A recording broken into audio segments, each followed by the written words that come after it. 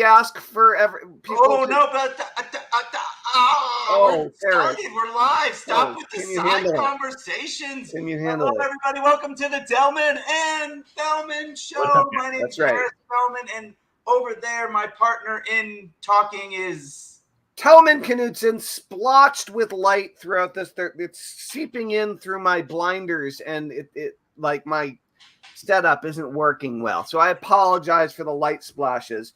Kyle Battis is with us today for episode 32. And I wrote up a pretty funny bio for him. And I guess the reason is like, Kyle, yeah, as I was saying, I would have. Well, you'll find out in a minute why Tellman is reading this intro. I shouldn't do this here. Okay, there we go. Let's hear it. Yeah, well, I'm getting there. I just introing the intro. I'm sorry. I pasted it in the wrong place, and now I need to paste it. See, I'm the skilled introducer. I would have been on this, Kyle. I wouldn't make you sit around waiting uncomfortably. I see how it stacks up. Yeah, that's right. Okay. That's right. Okay. Okay. So check it out. So, I'll read the intro, but there's so much more to tell. So today you'll meet Kyle Battis. He went to Enfield Elementary School with Tellman. Then, true story. Then they went to Indian River Middle School together. First class to go through 5th, 6th, 7th, and 8th in the brand new school that was built for us. Also true. They went to Mascoma High School together in West Canaan, New Hampshire, and both successfully graduated, which is no small feat in backwoods rural New Hampshire. There are a lot. I mean, there's a fair dropout rate. You know, the fact that we made it through all of those grades successfully, it's saying something. So, but like we grew up in the same town. Like we both grew up in Enfield, New Hampshire. Like we came from the same place, right? We drank the same water for, we ate the same hot lunch, whatever. And I got distracted from my bio. So after we went to school together, that's just we graduated. That's just the beginning of the story. Kyle and I were like friendly, but we weren't like best friends or something. We occasionally went to each other's birthday parties, but not like every year. You know what I mean? And so Kyle went on.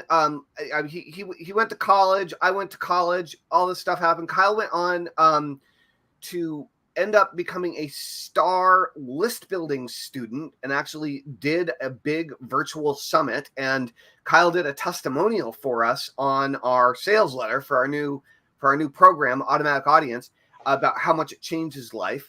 And then he ended up becoming a key team member of Overcome Everything. He became our affiliate manager, and he became the source of traffic for our entire company for quite a few years. Like Kyle was driving all the traffic, basically single-handedly, with creative cross promotions, and we just got huge while Kyle was running the show.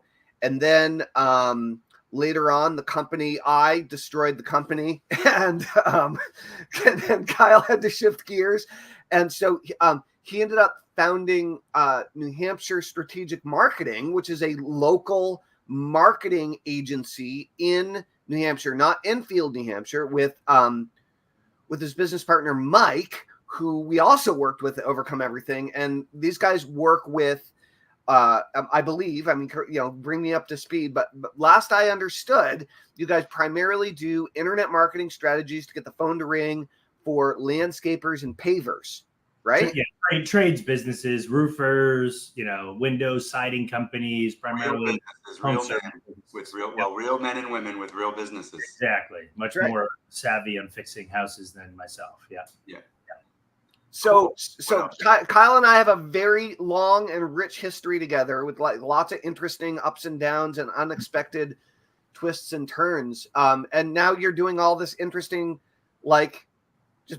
you have a real marketing business helping like bricks and mortar, like New Hampshire guys, like run their like hardworking businesses. I think it's pretty badass. So welcome Kyle Battis to the Tellman and Fellman Show, episode 32. Thanks for having me. Good to see you guys again. Yeah. So for everybody paying attention though, now Tellman is now in Vermont and Kyle is still in New Hampshire. Fight.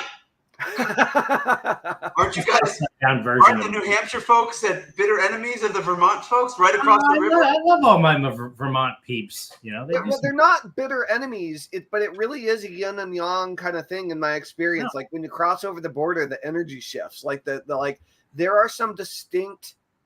In my experience, there are some distinct core value differences that tend to you could even just say, look, most people in New Hampshire are Republican. Most people in Vermont are Democrat. You know, conservative versus liberal. Like, you know, you can do the black and white thing. If you want, but like I still see a distinct difference between the two. I don't know. Do you see that, Kyle? Yeah, I mean, you know, I have family that live in Vermont. Like my brother runs his catering business out of Vermont, and you know, good people. I love them. Yeah, but not as much since he's in Vermont. A little bit less. So, Kyle, did you really want to see a magic trick, or were you just teasing? I want to see a magic trick. Yeah. I don't know if I could. I don't know where I would do one. Oh my gosh, look at that! I even have a table already set up look at that with a deck of cards on it. Imagine right. that. Entertain me. Cards. Hey everybody, we're gonna do a little magic. You guys hold on. Let me give you some more attention. Ooh, more attention. I like more attention. Oh, all right. So Kyle's gonna be our victim. I mean our audience member here. Let's see, Kyle, if you would, what I'll do, I guess I'll just I'll do this. I'll just put cards down and you just tell me when to stop, okay? Now. Here? Mm-hmm. Okay, so this will be your card here. All right. Okay. So you got it? Got it. All right, it's at 2:00. I can see it. What are you guys doing? Just tweeting. All right. We'll keep going. Hold on. We'll keep going. Okay. Here? Yeah. Okay, now I'm not going to look. Okay. Got it. Okay, I'm going to put this one down right here. And then I'm going to take these here. And I'll put them, I'll shuffle them up on top. So there's no possible way that I could know what that was. I hope it wasn't a joker, though, right? It wasn't a joker? It was not. It was totally a joker. You're a joker, Tellman. Such a joker. So this is a trick about let's see, observation, estimation, and imagination. You can't have magic without imagination. So have you been watching me the whole time? Yes. Observation. And there's no way that I could know what your card is? No possible way. No way at all. Okay. So what I'm going to do is I'm going to ask you to tell me when to stop. So you're going to estimate about where you think your card is. Okay. So you tell me. Yes. Here. Okay. Yeah. Take these here. Now, these are trying to be attracted to me. I just want to make sure that they stay in a stack. Okay, so what I'm going to do is you've estimated about where your card is. We're going to take the first 5. We're going to take the first 5 cards. I'm going to show them to you, okay, one at a time. And then using your poker face, don't tell me at all if you see your card. But at the end, you have to be honest and say yes or no. It was one of these 5 cards, okay? You understand? Understood. Okay, so here we have the 6 of diamonds. The Jack of clubs, the 6 of spades, the 4 of diamonds, and the 6 of hearts. Was it one of these 3 cards? It was. Okay, great. We'll take these and put them down. Now, what I'm going to do is, if you would want, okay, wait, I'm going to hand you these. Oh, wait, you're not here. I know what I'll do. Okay, I'm going to hand you these cards. This hand here. Oh, sorry, wrong one. This hand here will act as your hand. Okay, so I'm going to hand you the cards, and then you're going to put your hand down on these 5 cards. Okay. So here we have 1, 2, 3, 4, 5 cards. We're going to put them right there, and I won't touch this anymore.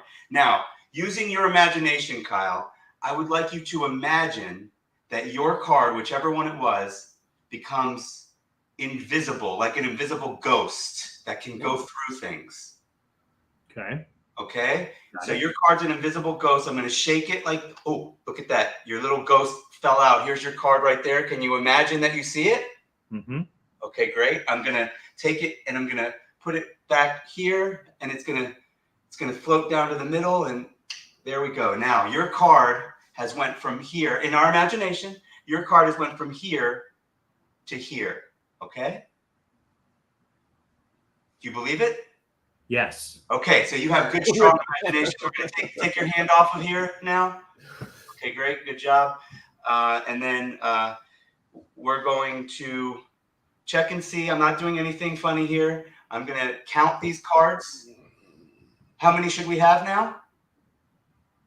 What was it? 3 before? I thought it was 5. But I thought it was 5, It was but you said 3. So it should be 5, right? Yeah. I mean, it should be 4 if our imagination was good. All right. Okay, here we go. We have 1, 2, 3, 4. Oh. And now you remember what your card was, right? So please tell me if your card is now missing. It is, in fact, missing. Yeah. So we'll take those and put them here. Now check this out. I told you that your card would be in the middle somewhere. I like to make it easy to find. Oh. So there's one card that's upside down in the middle somehow, but it was over here. Where'd you go? Oh, I'm getting a phone call. Anyway, I hope you guys can still see me. We can. Okay, great. There we go. Was that your card? Look at that. Boom! Boom! Boom! Look at that. He's a real magician after all. Wow, impressive. Well done. Thank you. That was I'll great. be cleaning those cards up. You guys can talk. Kyle, tell the audience how you got started in marketing. Yeah. So long story, but I went to college for sports medicine, exercise science, graduated with that after 4 years, started working in the field at a physical therapy clinic. Hours were brutal. I'd work like 6-7 days a week. And the work was brutal, right? It's physical. Yeah, I mean, it's physical, but I was like taking care of athletes, doing rehabilitation, treating injuries. And you were still like young and strong. Still young and strong. Yeah, fresh out of college. Worked in that field for a few years. And, after a few years in a row of doing 7 days a week, a long time, I realized a few things. One, I was never going to make any money whatsoever. The earning potential, it was just not great. And the hours were brutal. Like all the time I had friends like, hey, we're going up to the lake to enjoy the weekend. Like, come on up. I'm like, I can't. I'm covering a soccer tournament. I'm, covering a basketball tournament, whatever. And this is year round, like in the winter, like, hey, we're going up to a ski house to go have fun and ski up at, wherever. Couldn't go because I was working. And, finally, after a few years, it just really kept weighing on me. And I saw no light at the end of that tunnel, no hope for improving finances, improving lifestyle. I was in a relationship and, I couldn't spend time with my girlfriend. So there's just a lot that was really bugging me. And I finally kind of came to an epiphany. I need to do something different because this is not what I want to do like the rest of my life. And I didn't know what I was going to do, but I figured like, okay, I'm going to start my own business. So I started a business on the side doing personal training because I was passionate about it, loved it, knew nothing about business, never took a single business course, marketing course in college. It was all anatomy, physiology, exercise physiology, that kind of stuff. But I just started devouring books and, like self-improvement books, business books, marketing books on, that side of things, got into Tony Robbins, all that kind of stuff. And, started building this business. I had a friend of mine, this is back in like early 2000. I had a friend who was he said he could build me a website, and it was hard to build websites back then, right? Yeah. Step one, learn Dreamweaver. Yeah, it was like step one. There wasn't really WordPress yet, or just barely. No, right? like didn't exist yet, and to like stream video on your website was an act of God. It was really challenging and complicated. So I had this guy build me a website. It was terrible. Like I appreciated his effort, but like to get him to make changes to the site was like pulling teeth. So I said, screw it. I'm just going to learn how to do it myself, and started like teaching myself, front page and Dreamweaver and all that kind of stuff, built my own personal training website, started an email list, which was essentially like a blind carbon copy Outlook list back in the day of local people interested in personal, totally like canned spam, like violations. Like, well, it wasn't that canned spam didn't exist. Yeah, exactly. That was predated that. So it was fine, and it worked. But I'd send out this newsletter and, did workshops. It's trying everything. And this is on top of like a very, very full-time job, building that. And I think it was around that time that I was at a family. I went and visited my family up in Tellman and I's old stomping grounds. And I ran into his sister, who was friends with my younger brother. I'm just about to fly down to Florida because my sister and mom live in nice, but they both just basically lost their homes. They lost essentially all of their possessions in the hurricane. I'm so sorry. Yeah, speaking of Sarah, she's like, oh, jeez, having it rough. So I'm gonna probably fly down in the next couple of days to Florida and help them clean up. But yeah, all right, sorry to interrupt. Well, yeah, give her my best for sure. And I hope Mike and her, get through that all right. Yeah. But I ran into Sarah and she's like, what's your brother up to? Tellman, I remember him chasing me around with a machete when we were younger and kids, Ask Tellman that story sometime. Yeah. She's like, he's running multiple, hypnotherapy clinics and he's got multiple locations and he's into marketing and all that kind of stuff. So I reached out to Tellman. I think we met like at a Borders bookstore in West Lebanon. That is true. That is true. And then started talking marketing and personal development and geeking out on that stuff. We kept in touch. And, that's when we both started like kind of diving into the online marketing things. And I remember, talking with Tellman. He's like, I'm doing this. I'm trying this. And, I was trying some stuff on my end, mostly geared towards local business, like local personal training clients. But Tellman was kind of taking a broader thing, tried a bunch of stuff, eventually did like List Crusade, and that did all right, built like a 1 million person email list and got to interview some of the biggest names in direct marketing history, which was super cool. So watching Tellman do that was like inspiring for sure. And, it all kind of culminated. And then Tellman and I did, I think prior to that, because I'm bouncing around, we actually recorded an info product in his dad's like lake house back bedroom with like a tape recorder thing. Mini disc. Yeah, mini. I spent like $300 on a mini disc recorder because it was the highest quality digital recorder that you could do like amateur hour with. Right, you know what I mean? Yep. So, and then Tellman put together this sales letter, and we started like selling copies of this thing, so just seeing like this was possible, you can actually make money. We created the 5 keys to permanent fat loss. Right. It was a 2 CD set, and I did 1 CD on mindset and I did a hypnosis session for weight loss. And Kyle, I think maybe I interviewed Kyle and asked him a bunch of questions on nutrition and fitness, on how to get your body to lose weight. So we did a kind of a 2 CD set. And then at the time, I had only purchased 1 ebook. I actually purchased it when I was in college. I reread it over and over. It didn't make any sense to me, which was Sean Casey's Mining Gold on the Internet. And so I was on his list and trying to figure out what the heck, right? And we interviewed Sean a couple weeks ago, or maybe even last week. And then he had a early stage website builder called, I think it was a team up with Mark Goldman, and I think that they maybe called it Gold Bar or something. I can't remember quite what it was called, but it was like you could put a sales letter on there. And so I tried to write the sales letter using that like software that I bought a monthly fee from Sean Casey.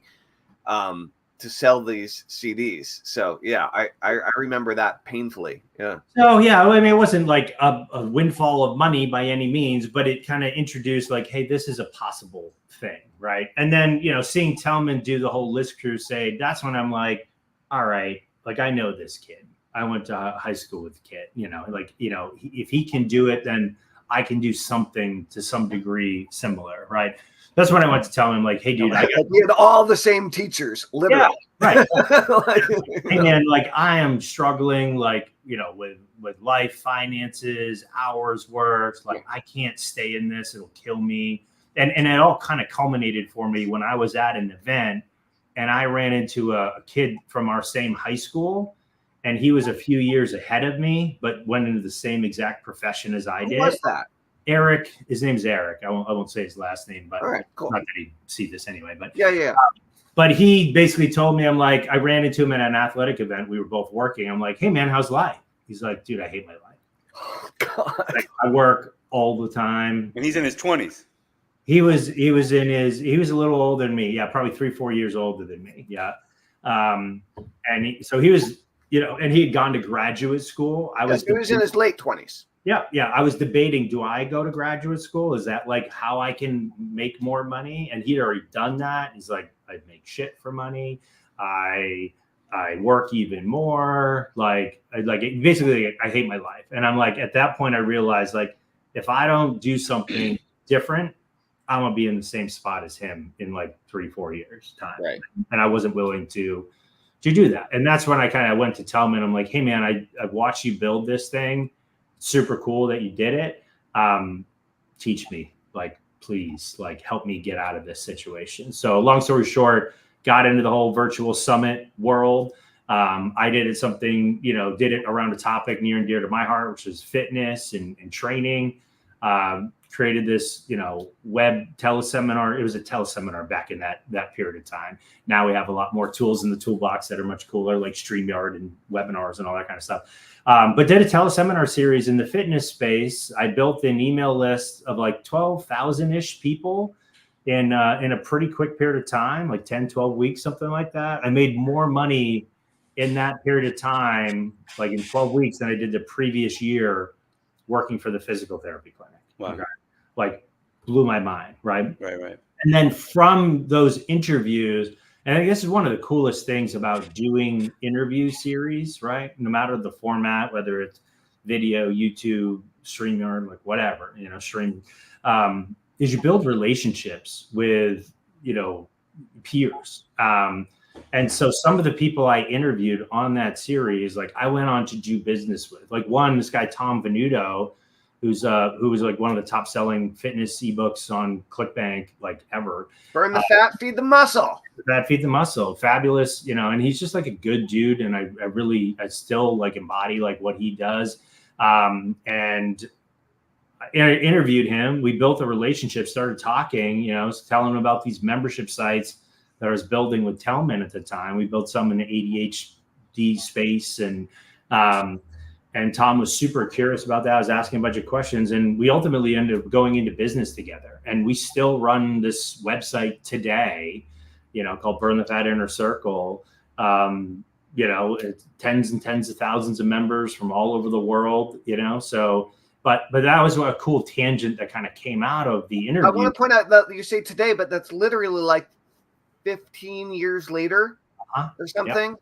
Right? Like, yep. That's a long-standing profit stream. Yep.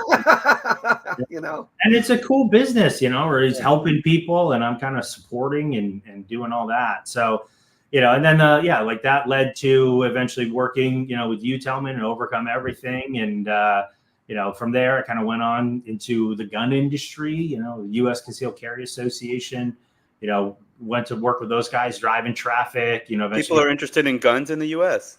A little bit. Oh, okay. Yeah. Okay. And then from there, I eventually became their director of marketing, and then left to start a local marketing agency, you know, just helping small businesses. I was at a Keith Cunningham event. If you're a Rich Dad, Poor Dad, Keith Cunningham is the rich dad that he talks about. Oh. I was at an event there, you know, learning from Keith. And my brother, who worked at a restaurant, called me up and was asking like, hey, like, can you help us with like some of this website and online marketing stuff for our restaurant?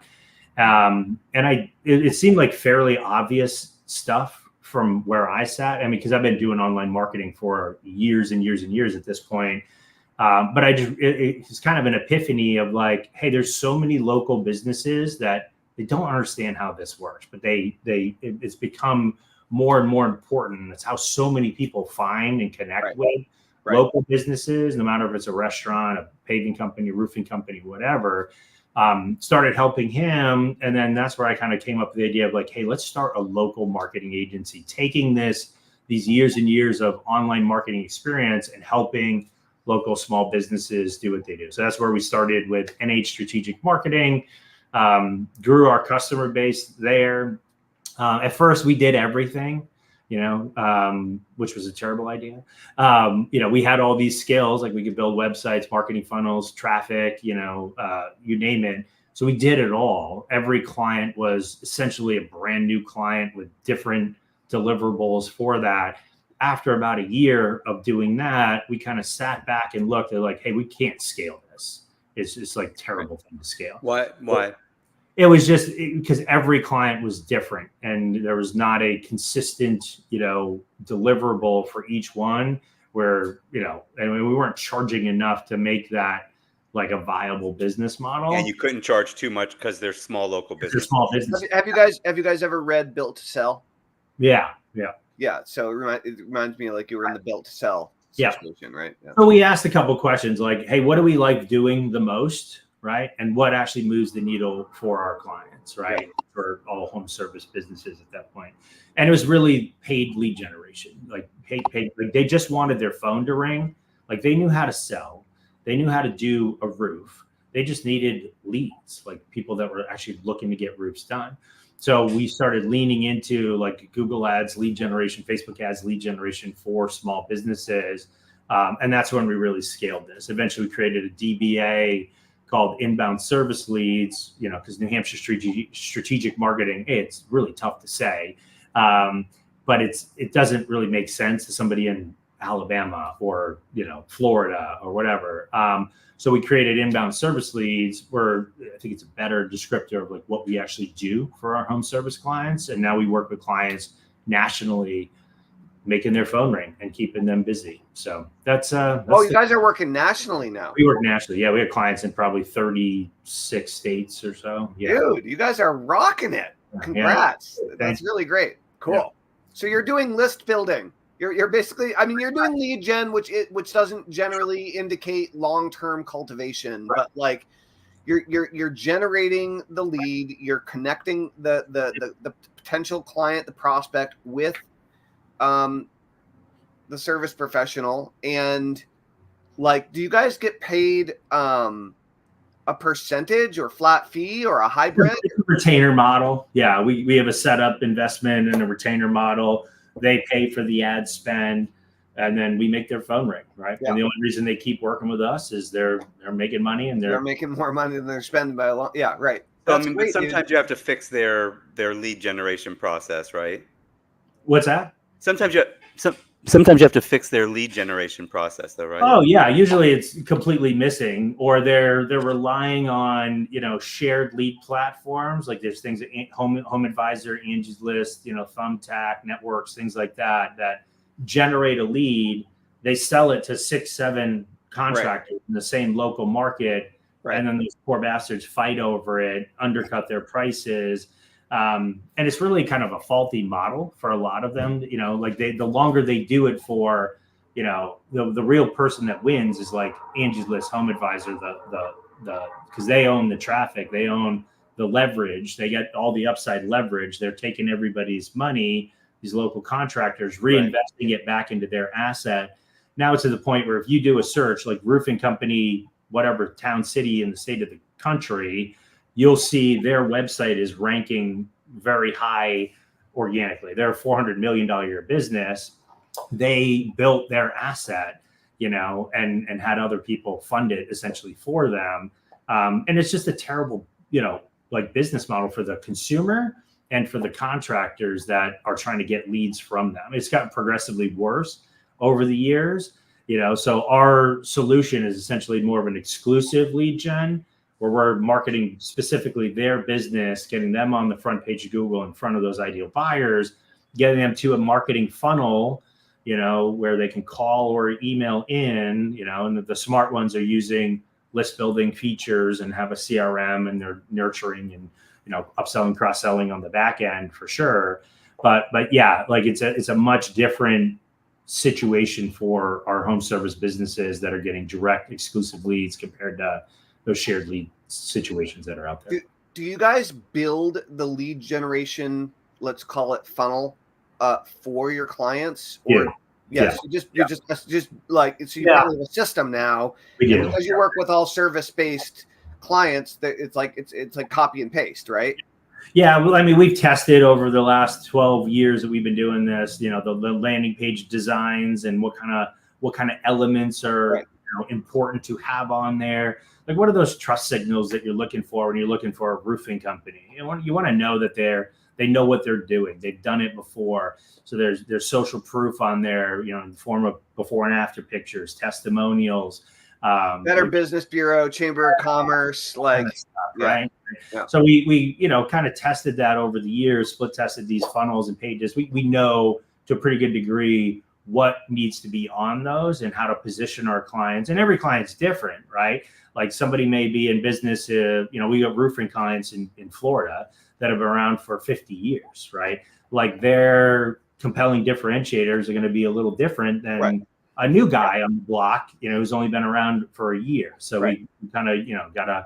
Yeah, they have different credentials or lack. And will you not take a client in the same zip code or? Yeah, we can work with like 2-3 clients in the same, kind of overlapping service area. Above and beyond that, it just doesn't make sense for us. And then, so you're helping them with SEO as well as direct paid ads. We primarily we'll lead with, paid advertising, for most of these guys. And we don't work with every industry. Typically, the common denominators of our clients is it's usually a fast transaction cycle, right? Think like new roof versus custom home build, right? Custom home build may be a 2-3 year lead up before you pull the trigger to finally start and break ground on doing that. Whereas a new roof, I need a new roof, especially my roof's leaking. I need a new roof now. You need to fix now, right? You'll take both clients, or you'll take only the we'll lead to the faster transaction cycle. Yeah, so I have pain now. Solve my pain now. Yeah. Yeah, and it tends to lend itself well to somebody looking online for somebody that does that. Right. They're out of that research phase. Yeah. So second criteria is typically the transaction. That initial transaction size is usually big enough to justify, the ad spend in there. So like a new roof, most of our guys are, getting 12, 15, 20K plus for a roof, and they're making 30 to 40% plus margins. There's enough meat on the bone for them to. So you just need 2 clients a month. I mean, you just need to get them 2 clients a month, and you make plenty of sense. Yeah. Whereas me as a magician, I charge $1,000, $1,500 a show. I get all of that. I mean, technically. Sure, there's a couple $100 in, maybe I'll lose a deck of cards or I'll even buy custom cards or whatever, but whatever. Mm-hmm.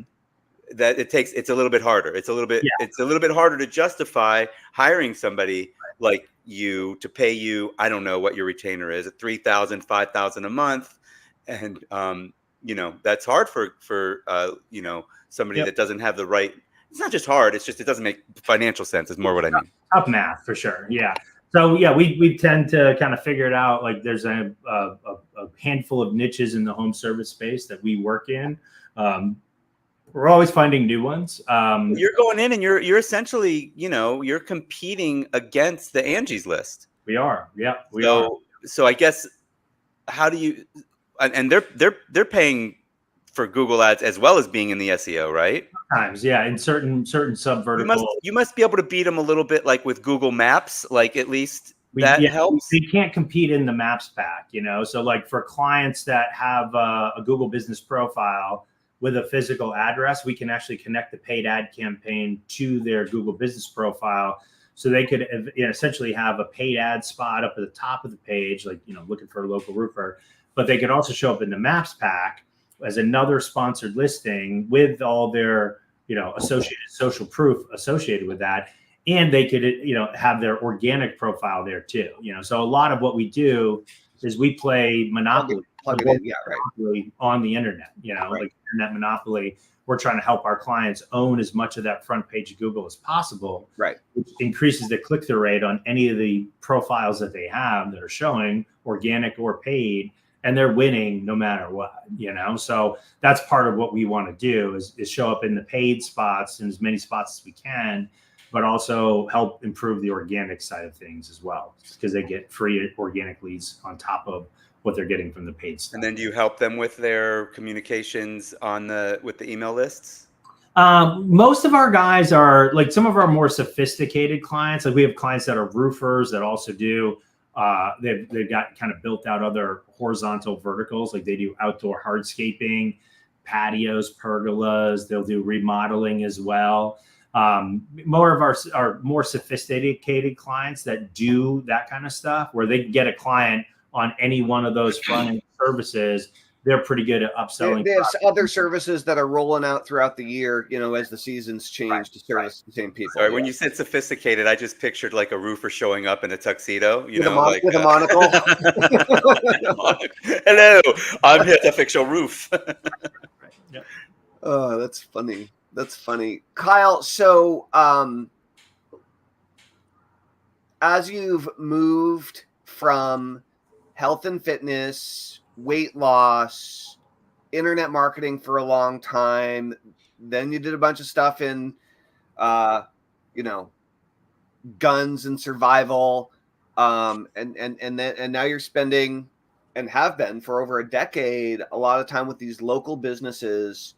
What do you see, for someone that's trying to get better at internet marketing? What are some of the like Kyle Battis rules of the road? Like, what are some of the constants that you see to pay attention to that are important for people to be thinking about, and how does that apply to where you're at right now? Like what's your philosophy on all this stuff after all this? Yeah.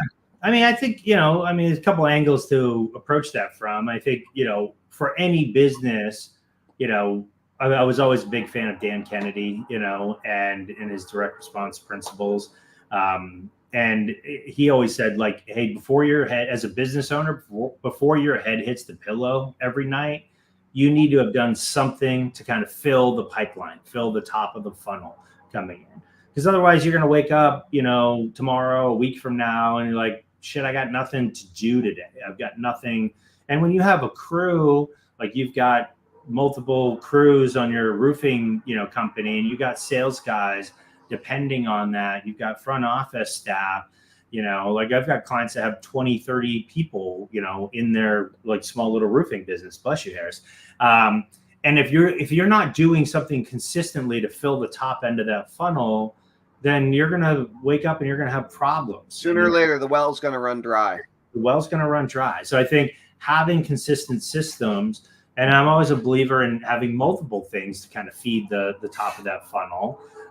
What we do primarily, for our clients is we do 2-3 different things that we know work consistently, for our guys. So, I mean, I think, like what. Sorry, I'm allergic to work. It sounds like too much work. No, I'm just kidding. I know.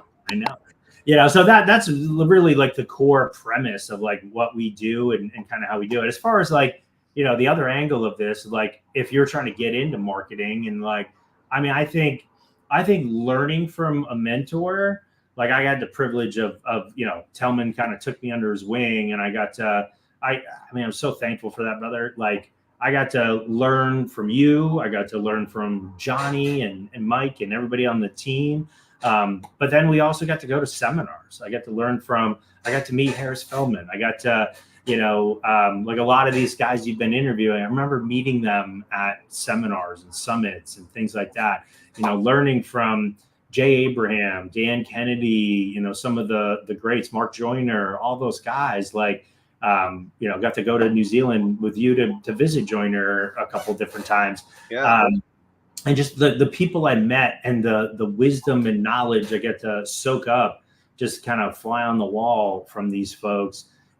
was amazing and life transforming for me, you know, so it really changed my life, you know, just being, so I think finding a mentor, and the cool thing. Well, I know you're saying finding a mentor, but also, you know, you're also talking about collaborating with other people. Like, Yeah. I mean, imagine like, I mean, I guess there's people that do the lone wolf way, and people think I'm lone wolf, but I've really had the most success, absolutely, when I have a partner. The most recent business I had was pretty long standing, but I ultimately hired a Kyle, you know, or some, I don't know if you ran the company for Tellman, but I hired somebody to really run it for me, and that really enabled us to grow and have sustainability. But then aside from that, every like project that I've done, I do way better if I've got someone. I'm way more productive, and you know, so there's that side of it too. That, you know, mentor or not, you know, maybe you weren't even looking at Tellman like a mentor at the time. You're just like, hey, what are you doing?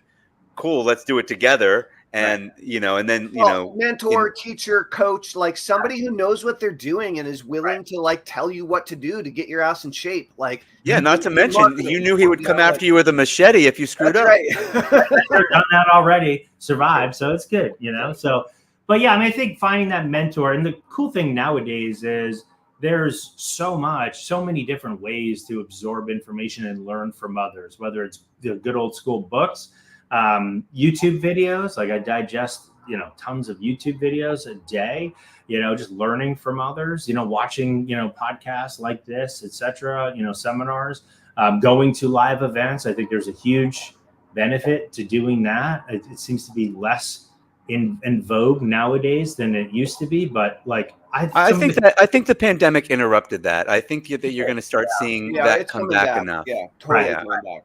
But I mean, some of the coolest people I've ever met came from meeting, you know, going to live events and hanging out there and meeting people and lifelong connections and benefits from that. And I think, you know, one of the things Tellman drilled into my head when I was a student is like, when you buy a course, like, you know, like invest in it, do it to the letter. Don't modify it. Don't change it. Don't, you know, sprinkle your magic pixie dust into it because you don't know shit yet. That's true. Follow it to the letter, execute relentlessly, and do it. And then once you've done it, then you can iterate on it. Then you can, you know, add, tweak, etc. But that's a huge piece too. And then I remember also too, you know, Tellman drilling into our heads like, you know, hour of education a day, hour of implementation a day. You know, it doesn't do you any good if you're just a professional student, but you don't ever take any action and do anything. You know, like I took action and things came from that action. You know, I think Dan Kennedy said, if you want to be successful, you got to be somebody, you got to do something, you got to say something, and you got to be somewhere, right? Like showing up at events, you know, like actually doing something, taking action on a course, you know, having something to say, have a stance on something.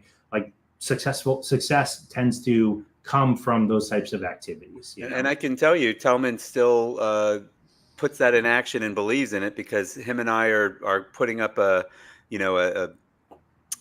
long form sales letter and funnel based on the automatic clients, model from Alan and Alan Sultanic. And it's, you know, we're starting off very letter of the law. I mean, it's, nice. And, you know, we both have agreed to that, but sometimes we're like, God, this is long.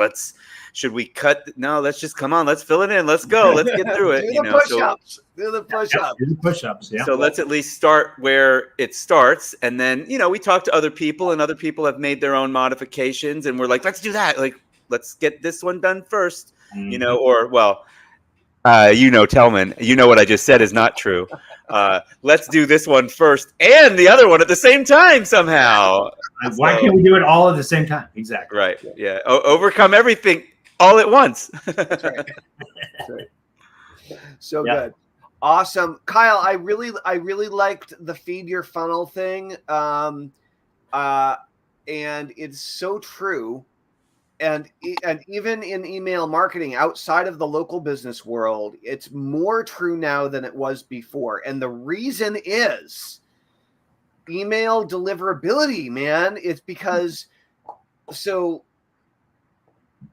I think this would have happened anyway, but I think it would have happened differently. So like Gmail owns most email addresses, and all of the other smaller companies all follow Gmail's trends that they're deciding on. So like the way the Gmail algorithm works, like Gmail's deciding which emails you're going to get to read and which emails you're not going to get to read. If you're using Gmail or if you're using Gmail to send, Gmail has their finger like to and from, like they're all there. And so if they decide that one email shouldn't be seen, you're out of luck. And there's nothing you can do. It might not even arrive anywhere. It might just get lost, right? 85 in I was watching a video on deliverability that my buddy gave me from this course, and in 2020, 85% of email was spam. Yeah, in 2020, so it's more now, and so it's the issue is that it used to be, as you know, you could build a big list, and then you could mail to it every day and make tons of money every day. And you could every now and again have a big home run and refill that list, or every now and again do a launch and rebuild, and then your list basically was big enough and profitable enough that it would carry you until that next big spike, right? And that's the way. I mean, that's the way I built my businesses, right? Much to my own like detriment. Other people were better at the consistency. And what's happened now is that big old lists are worth nothing. They're worth nothing. And so now it's kind of like if people haven't opened and clicked within 60 days, sometimes less. Harris, we're just they're not worth nothing. They can be re-engaged and whatnot. Like they're not, but actively they're not as they can become very low engaging and low because they're like, well, if enough people don't open, then we're not even going to show it to them. Right. Yeah. So it's kind of like, you get the spam traps and like, I think the ease of building email lists, like you can still build email lists, but in order to keep delivering to those people, I think you have to elevate the game as far as what you have to do on the back end to maintain the cleanliness and the deliverability of that list. And it just takes more work, and I think, it really does. It's basically like you have to tend your garden every single day to keep that baby alive. Sorry, that's just the deal now, right. And I think, some cool things, compared to like when I started in this doing teleseminars back in the day, and there's just teleseminar to email, like that's it, landing page to email. Nowadays, like I watch, like I'm still fond of fitness stuff. I watch YouTube, YouTubers, while I'm at the gym in the mornings training. And like there's a guy I follow, Dr. Mike Israetel, who's got millions of subscribers on his YouTube channel. So that's essentially a list, right? Of his audience, right? And I tune in sometimes multiple times a day to learn from this guy, right? Yeah. So I think what you guys are teaching, it's not just for email marketing. It can be applied to YouTube, social media, these other channels, which I think is so huge. That's why we decided to call it automatic audience instead of, automatic email list, right? Well, what keeps coming up though is as we talk to people for this show, a lot of them, Jason Moffat immediately comes to mind when you say YouTube. He had a hypnotist that he was helping or partnered with for years, and I guess still is to some degree.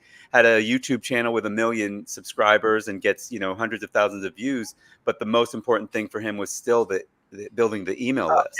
Absolutely. Yeah. It's still like if they're an engaged and interested audience, then an email list, or there's a huge surge now. We haven't talked about this, Tellman, in newsletters, which are not what you and I call an email newsletter, which is a dedicated broadcast. It's they do something completely sacrilegious, and they have more than one subject per email that they send. I'm familiar with how will people function? It's really hard. Like I'm probably going to do something like that in comedy, but it's like, what? This goes against my grain. What are you talking? But it's pretty much like it makes sense though if you think about it, because people are they're already segmented. They open their phone and they've got 75 different things that they could do. So they open an email and it's got 4 different things they can do. What am I most interested in? So I don't know if any of your clients have newsletters that continue to connect with people and give them value. But so like that's huge. Like even if those guys only got, I don't know, 10% extra business by having a decent, interesting. It's you're talking about people that are making a few $1,000s per. Get out of here, Tellman. He's got to go potty probably. This is what happens to me too. Sometimes I just got to we do too long of a show. We're too old for this. Yeah, we're drinking our water. Like if I drink a whole 750 liter. I don't know what that is in ounces. Sorry.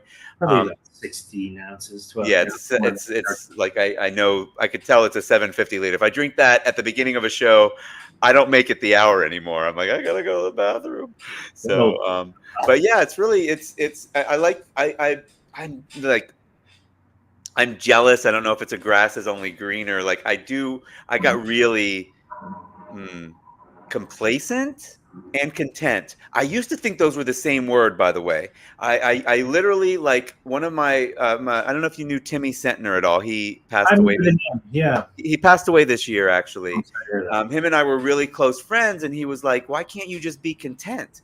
And I'm like, no, I don't want to stop. I don't want to be content. That, but he's like, no, content means you're happy with where you are. Be happy with where you are. And it took me years to actually, that's like this whole gratitude, wake up, be grateful. And, I have friends that do that naturally that have nothing to do with, like, maybe they own a business or whatever. This is a great opportunity, since we haven't run out of time yet. It's a good opportunity for positive focus. Like, okay. What are you happiest or most excited about in your life right now? Well, you could swap out gratitude or gracious for or appreciative of. Before we go down that road, I just want to say, if anybody happens to have like a real business that could benefit from Kyle's services, why not tell them like where to go for that? Inboundserviceleads.com, is it? That's right. Just inboundserviceleads.com. If you're, the chances are slim, Kyle. The chances are slim, but with you guys, but this is guy's one of the long-standing direct response marketers, and he's applying his incredible guru knowledge, which I'm sure he wouldn't call himself, for local businesses. Yeah, but like Kyle is the shit. Like Kyle and Mike. I worked with both of those guys for years. I mean, I've known Kyle my entire life, and like Kyle knows what he's doing. He's rock solid. He's ultra dependable, ultra reliable. Like high level of like. Attention to detail and quality control, and make sure to do things right. He works super hard. Like, if you want to generate leads for your service business, hire these guys, period. Like, they're really, both of them are like born and bred in New Hampshire. Like, they're strong as granite. Like, they're not going anywhere. They're solid like a rock. No, but seriously, their business is long standing, and they're both really like, I don't know the rest of their team, but I assume that they like share some common values. But like the founders of the company, Kyle and Mike, are really, really, really great human beings. Okay, so now answer the question, Kyle. We've given you time for it to marinate in your brain. What are you happiest and most excited about right now? I mean, I'd say, hey, just like to chat with you guys again. All fond memories, of the internet marketing days and all that. Super thankful you, Tellman. Like literally, you helped me change my life, bro. Like dead serious. Like I was not happy with the path I was on. And to your point, Harris, like I'm content. I'm super content. Like where I'm never satisfied, but I'm happy. Like I'm thankful for my life. I'm thankful I'm my own boss. I'm thankful that we were able to help clients grow their businesses. I'm thankful to still be connected with Tom Venuto, which came from like, Tellman's teachings and implementing the perpetual marketing machine, the old version of that back in the day, and doing the summits and things like that. Thankful for the marketing education I got, being part of, your world and traveling all over the world, learning from some of the most amazing marketers on the face of the planet. So yeah, I wonder what kids learn in school related to digital marketing. My son is in a hospitality management school, and he's like, I'm learning about digital marketing now, so I can finally understand what you and mom do, you know? I think But I'm like, no, you probably won't. But you'll learn more from like a good direct response workshop, you know, than you'll ever learn in. Oh, you know, I meant to ask, and we've only got a few more minutes because Kyle has a meeting in 10. So do you do anything with AI related to these clients, or are we not need to be there yet? No, we will use like, you know, like part of like once we get a client, we get the paid lead generation dialed in, and then we're building out like website SEO type stuff. We'll leverage AI, you know, kind of more of an AI assisted kind of thing to help build out. Oh, I think that's the way. I think everything should be, you know, human. We've talked a lot about that on the show. Human combo with AI. What do we call it? Bionic. Somebody called it. Who calls it that? Sean. Somebody calls it bionic marketing. Who told me? I don't even know. Who I didn't tell you. It was one of our guests, probably Jason Parker, if anybody. But we should look up who and get him on the show. Whoever coined the phrase bionic marketer. That's what it is, right? But I think everybody's, you know, we're gonna have to go there before, you know, they kick us out. The AIs kick us out of the seat. Tools that help with management of the ad campaigns. Right? Yeah.